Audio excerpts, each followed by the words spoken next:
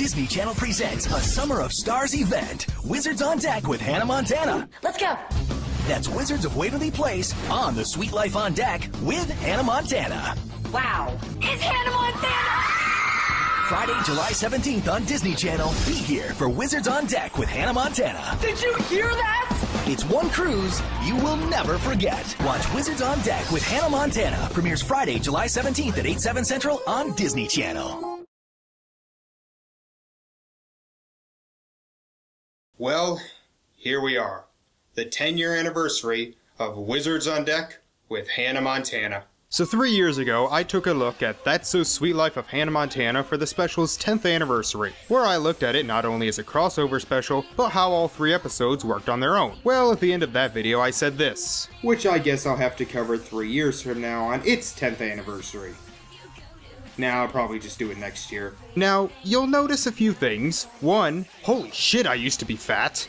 2, the audio is horrendous. And 3, a year from 2016 is 2017, not 2019. Well, yes, I actually did plan to review it in 2017, but I forgot. Then in 2018, I got to summer before I even thought about it, and by then I was so busy with other things, so I figured I'd just hold off for another year and cover it in 2019 for the 10th anniversary of this special. And well, here we are. When this first aired, I was 16 and in high school. By most society standards, I should not have been watching any of these shows. But I was excited for it, and I remember liking it. But I haven't watched the special as a whole since then. I know I've seen at least the Wizards episodes, but I can't remember the other 2 very well. If you need a reminder of my opinions on the shows themselves, Wizards of Waverly Place is one of my favorite Disney Channel shows of all time. I love the characters, the creativity, and the humor. One of the best. Sweet Life on Deck is a guilty pleasure. Like the original show, I grew up with the characters, so I have a bit of a nostalgia connection to it, but unlike the original, it got weird, especially in the last couple seasons. And Hannah Montana was meh. It gets a lot of shit, but I never hated it. It was a child's fantasy to live a double life as a pop star, and as far as pure kid wish fulfillment shows go, it was okay.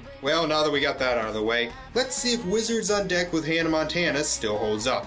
Like the last time, we'll be looking at this not only as how it works as a special, but how each individual episode works on their own. So let's begin with the Wizards of Waverly Place episode, Cast Away to Another Show.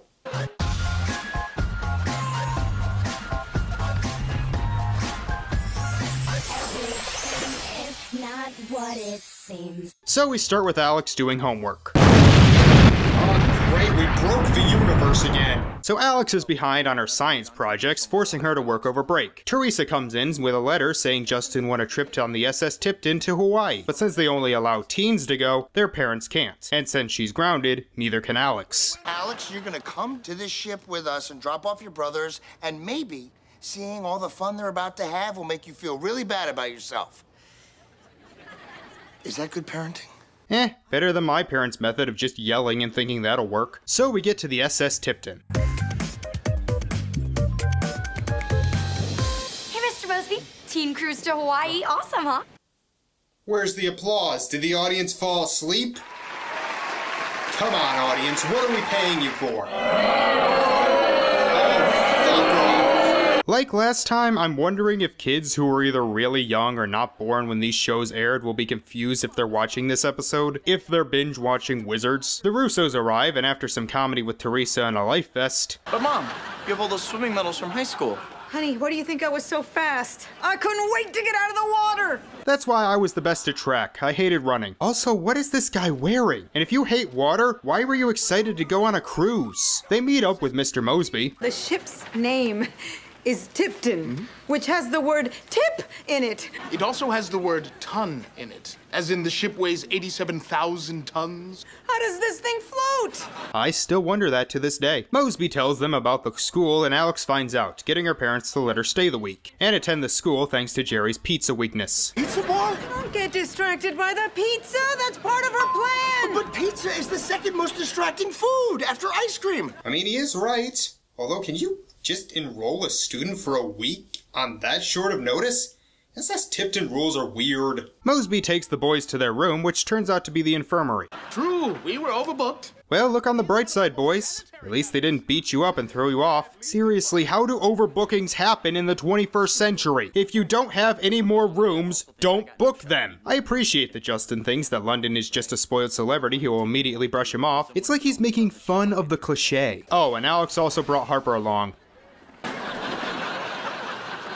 Hey, I was thinking while I was in there, these tights could be a hat.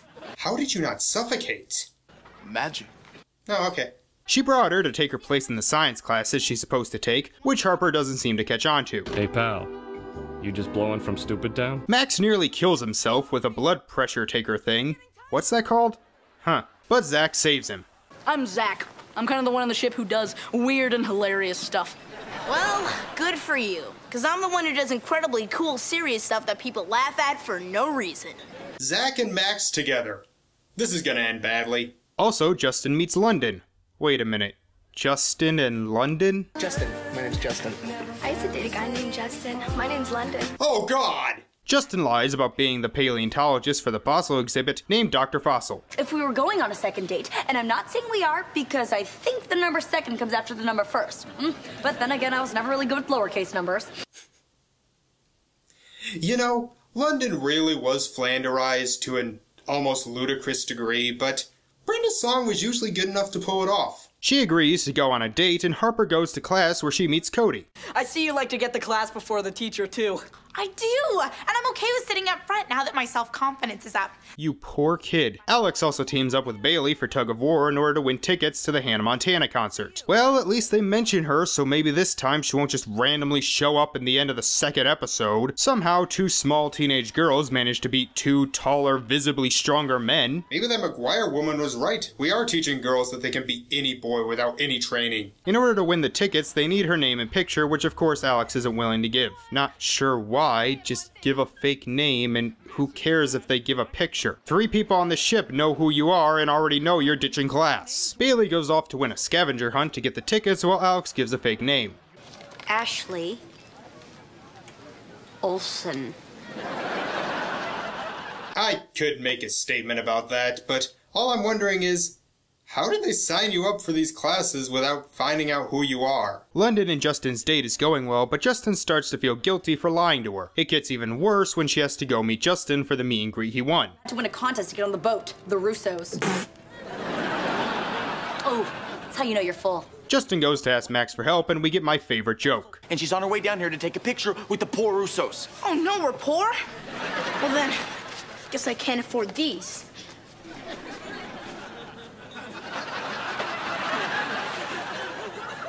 They get Harper to be Alex, which she technically already is, and thankfully London doesn't realize it's him. I'd complain, but I'll often forget people I just talked to the day before. At least she realizes he looks familiar. That girl is really dumb.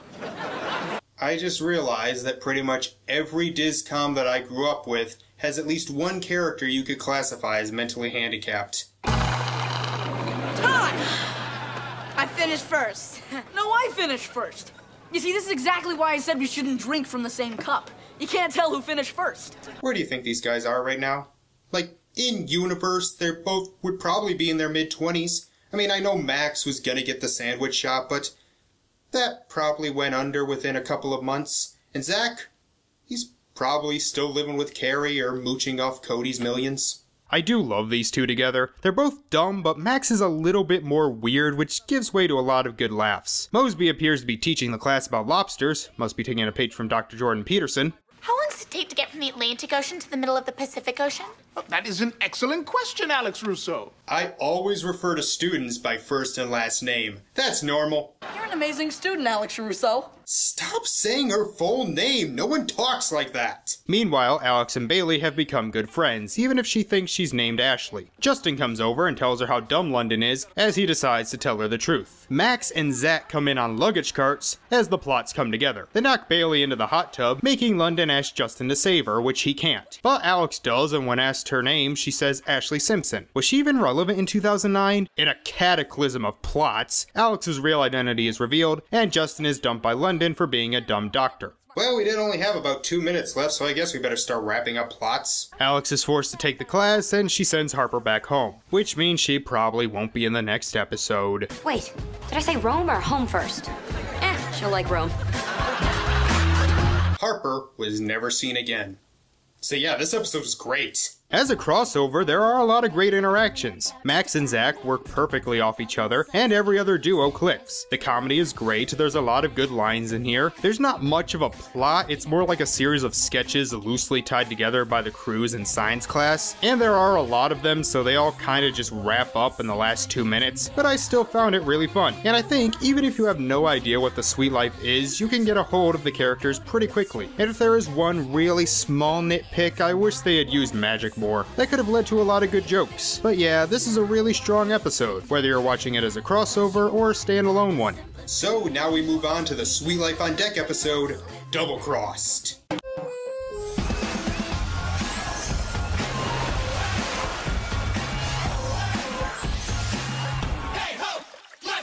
Also, as a side note, this is actually the last episode of the Sweet Life on Deck's first season, so it also has to be a good send-off before the hiatus. We begin with Bailey and a group of girls excited that Hannah Montana will be on the ship for a trip to Hawaii.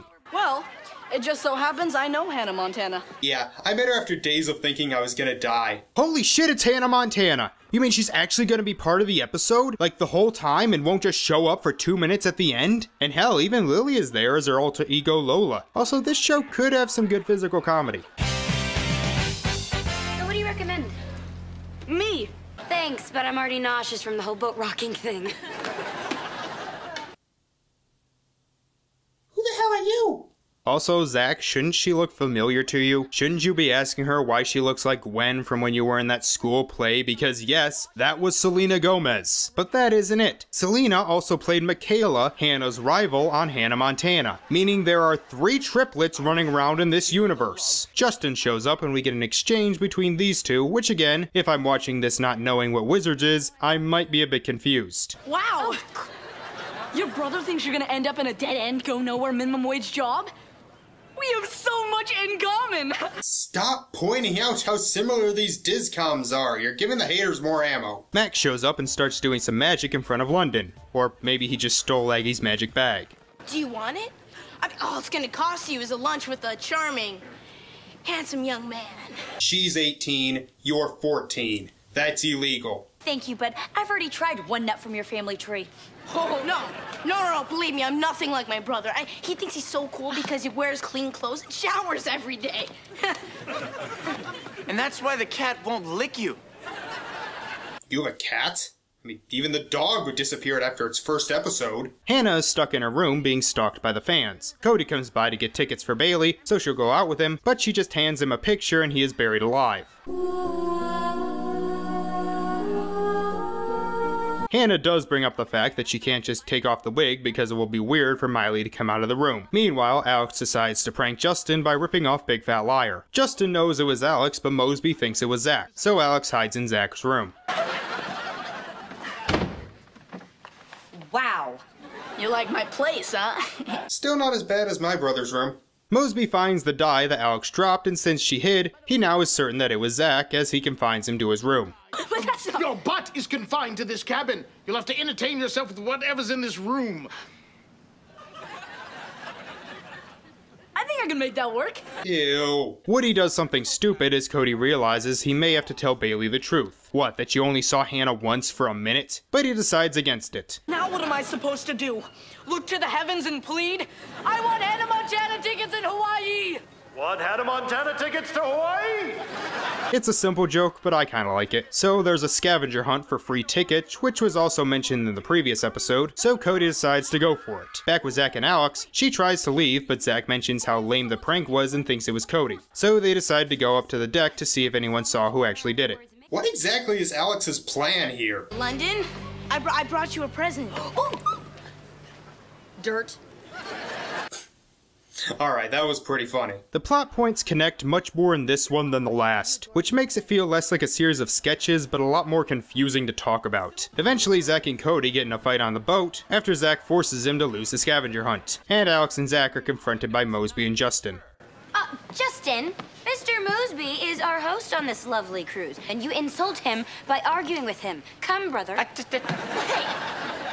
recognize those word-twisting manipulations followed by a hasty exit. It was you. Looking back, these two might have actually been psychotic. Somehow Justin proves Alex did it by showing the dye on her hands. I'm not sure how that works. Also, Justin can somehow ground her. Cody decides to tell Bailey the truth as she tries deciding how to greet Hannah. I could go country. Howdy, Hannah. Or Japanese. Konnichiwa, Hannah-san. That is incredibly racist. He tells her and she's actually cool with it, admiring the fact that he did so much to try and make her happy. Aww. Through shenanigans, Cody ends up with a cake on his shirt as Hannah enters the room. Unfortunately, you have about 5 minutes until they realize you're not sunbathing on the port deck and start hunting you down like angry fire ants. Again, just take off the wig. Hannah now recognizes him with the cake as Bailey sits there starstruck. My fans are awesome. Yeah, you're telling me. Remember that one who sent you like a corn cob carving of yourself?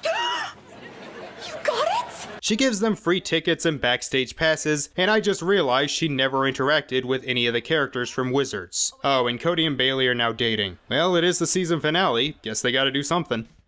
I've had so much fun with you these last few days, and there's just one more thing that I need to ask you. Oh, God! Actually, he just wants to shine her shoes. I am never gonna wash this cheek again. How is that any different than usual? Well, that was double-crossed, and while not as funny as the first episode, it's still pretty good. It's just a lot of fun. It's way more fun as a crossover than the Sweet Life episode of That's So Sweet Life of Hannah Montana was. Hannah came in at the beginning, and while she didn't appear as much as I would have liked, she did show up early, and her being there was a major plot point. Plus, the Wizards gang are almost always on screen, and they managed to create a pretty decent plot around them. It may confuse some people who have never seen Wizards or Hannah, especially the scene where Hannah is talking about her secret identity, but otherwise, it's a pretty good episode. So now we move on to Hannah Montana. If you remember, the That's So Sweet Life episode was fine, but as a crossover it was complete garbage. Maddie was the only one in it, and she only appeared for like 2 minutes, and Hannah was only at the Tipton for the pre-theme song segment. So let's see if this episode works better. This is Superstitious Girl.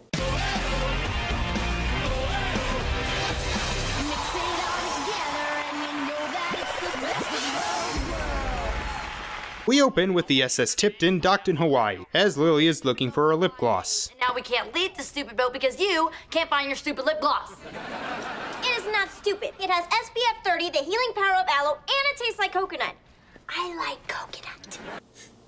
Seriously, Emily Osment was such a better comedian and actress than Miley Cyrus. Miley realizes she lost her mom's lucky anklet, which can I just say how stupid those things are? It's like having a ring on your penis, no one's gonna see it. Although it does mean a lot to her because it was given to her by her dead mother, so fair enough. Mosby comes in to get them to their helicopter, and she goes to rehearsal, but it turns out terribly.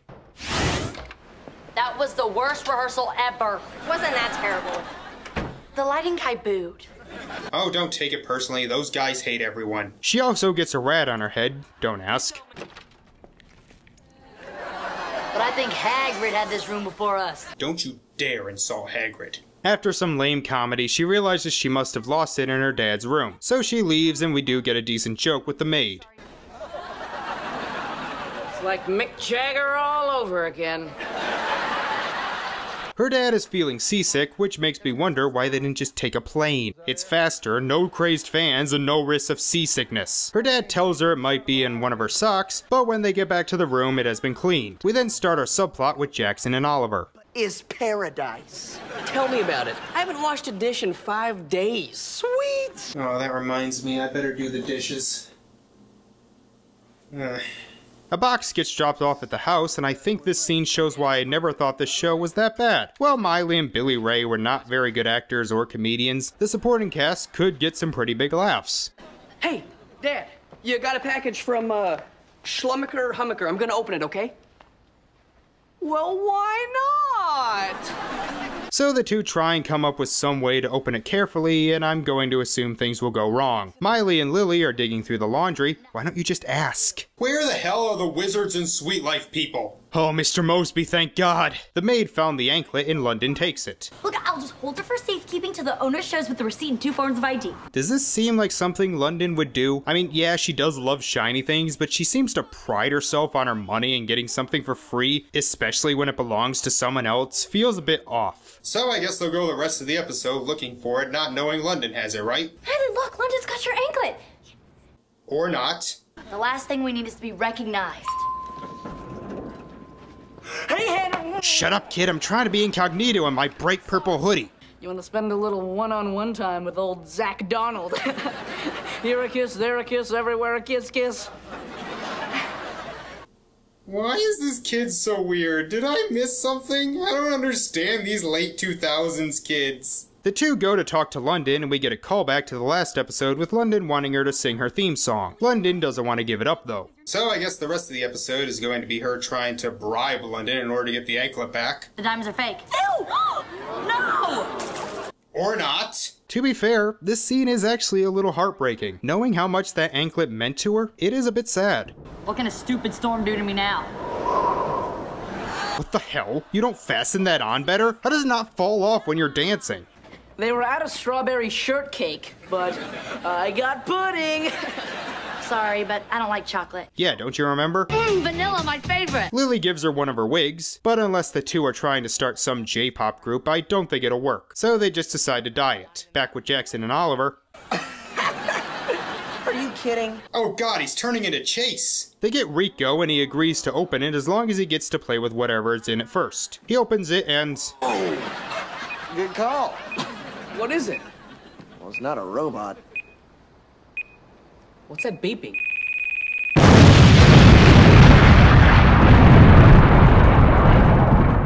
Okay, no, it's actually a big bounce house that pins them up against the window. Next time I get a package, what you gonna do? Not open it? So did you get a bounce house solely to teach your son a lesson, or get it because you, a 40-year-old man, genuinely wanted one? I'm not sure which is dumber. Don't worry, Rico pops it. Oh, thank you. It's the longest 15 minutes ever. 15? I thought you said the dice stays on for 50. Miley, if you didn't realize that you were waiting an extra 35 minutes, you deserve whatever happens to you. How the hell does that work? Blonde hair dye, but if you wait too long, it turns green? Cody and Bailey show up with thank you roses, but Hannah says that the concert is canceled. I'm sorry. Okay, Bailey, I know how disappointed you are. No, I'm not. I mean, sure, it's a little like the year everyone forgot my birthday, and then I was so sad I went and slept in the barn until a goat started eating my hair. But I'm not disappointed. How is this one the most dramatic of the three? Without Mom up there on stage with me, I'm gonna blow it. I used to worry about that same thing, raising you kids without her, but I did it. You know how? Because she was with me every step of the way. Right in here. Seriously, this actually has some decent emotion to it. And her dad even brought a backup wig, meaning the show is back on. Hey, what are you guys sitting around here for? Don't you have tickets to my concert? And the after party? Let's go. Oh my gosh, Cody, did you do this? Bailey, look, if this relationship doesn't have honesty, it doesn't have anything. Yes, I did. Again, if I had never heard of Sweet Life, I would not give a shit. But I have, and that was actually kind of cute. And it ends with one of those Hannah Montana songs that no one remembers. So that episode was...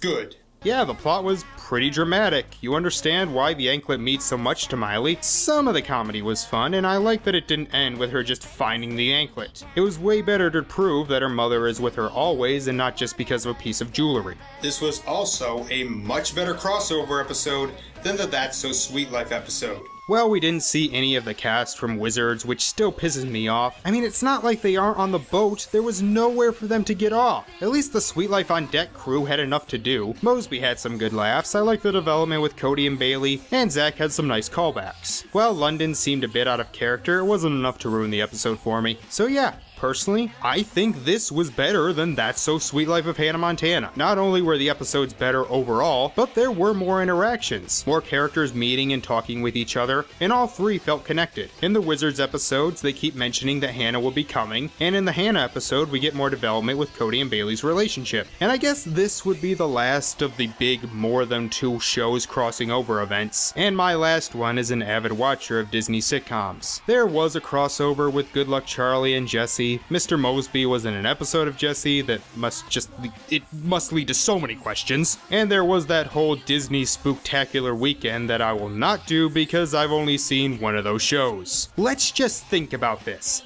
That means pretty much every Discom from That's So Raven onward are in the same universe. Not only that, but since Girl Meets World is a sequel to Boy Meets World, they are in the same universe as all the TGIF shows of the 90s like Full House and Family Matters. Which means Wizards and Sabrina are in the same universe, which brings up so many questions. Oh, and they're all in the same universe as Spider-Man and the entire MCU because of that crossover between Jessie and Ultimate Spider-Man. My head hurts.